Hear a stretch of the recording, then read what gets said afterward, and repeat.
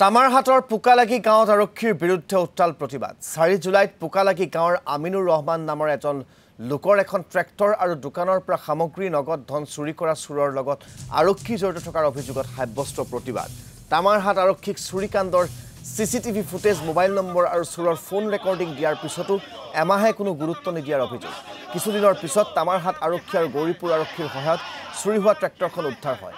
আৰক্ষীয়ে এই চুৰিকাণ্ডৰ লগত জড়িত থকাৰ অভিযোগ তুলি স্থানীয় ৰাইজে তামাৰহাট আৰক্ষীৰ বিৰুদ্ধে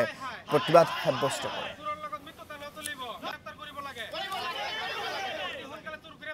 5 তাৰিখৰ কেছ 18 তাৰিখত ৰেজিষ্টাৰ কৰিছে ৰেজিষ্টাৰ কৰাৰ পিছৰ মানে 24 তাৰিখ না 25 তাৰিখ এনেকুৱা হ'ব মই নিজে থানাত গৈছিলো তামাৰহাট থানা যোৱাৰ পিছত মানে সিবিআৰ ওলাইছে সিবিআৰত মানে